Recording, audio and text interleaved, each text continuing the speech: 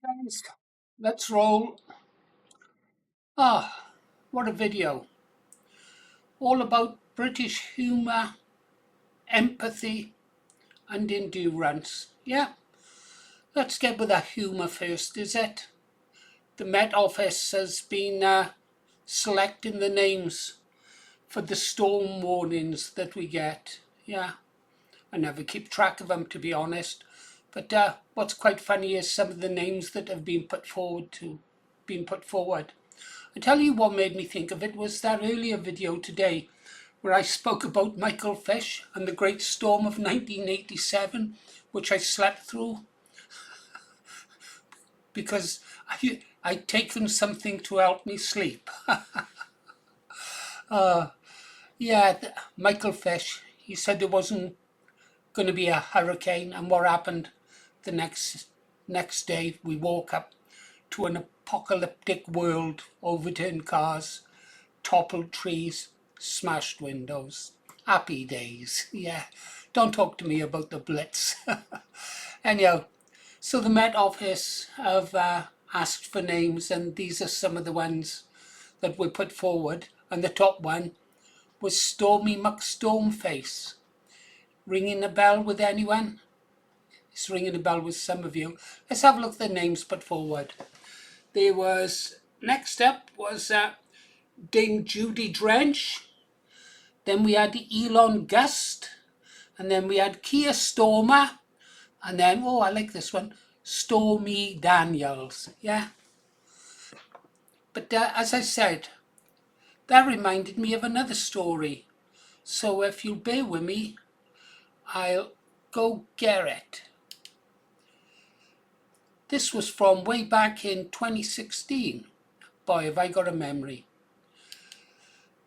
Boaty McBoatface wins poll to name polar research vessel. Yeah. They put it to the British people to select a name for their new boat. And Boaty McBoatface won the poll. Lots of good options put forward. But they couldn't have the name Boaty McBoatface. I think they named it RSS Shackleton in the end. Research Royal RRS Shackleton. Yeah. Royal Research Ship. Yeah. Oh, yeah. Well, although Boaty McBoatface was good, but what they did do, they've named one of the submersibles that the vessel carries to Boaty McBoatface. In fact, I think they name all their submersibles a Boaty now, of one sort or another. Anyhow,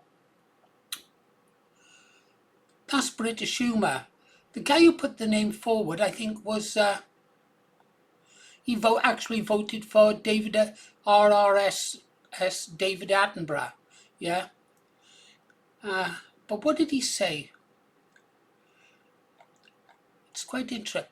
This is actually nothing to do with me. He said, I made the suggestion, but the storm that's been created, it's got legs of its own. I just feel it's a very British thing, which a lot of people have pointed out. And I have to be honest, I agree with them. Yeah. Thing is, I thought I'd go and have a look at who came second and who came third. And second to Boaty McBoatface for the name of the ship was this, Poppy Mia. And there's where the empathy comes in.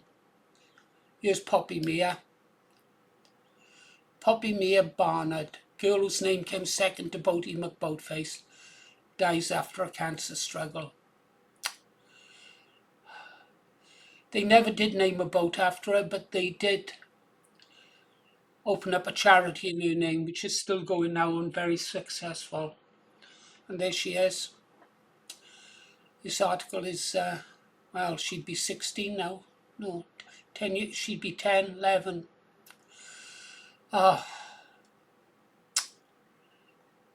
Grown her angel wings. And I think that's the empathy side of the story. And then, of course, empathy, a British trait. Humour, a British trait. And then there's endurance, because the third person on the suggested names for the vessel was Harry Worsley. But if we come over here, Prince William backs Max Worsley expedition across Antarctica. Max Worsley is the son of the man who came third in the list for the boat, Henry Worsley. Henry Worsley, it's quite tragic, former soldier, colonel, served in with the SAS, multiple wars. And what happened to his father?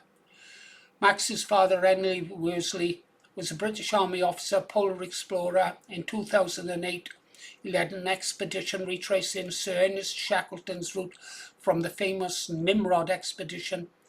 Yeah.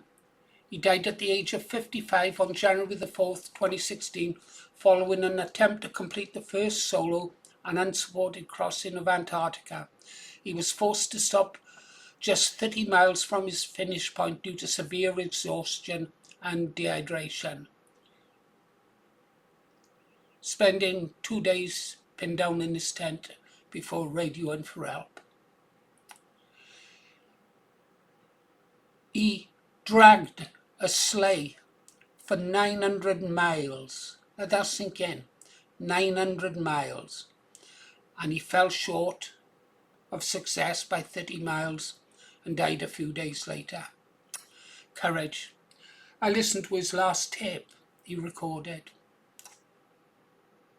Quite sad. Okay guys, there you have it. Let's go back to the bunker. It depressed me. That's more cheerful. So there you got it guys. British humour, British empathy, British endurance. We are something special. We are the British. They think they can take our country?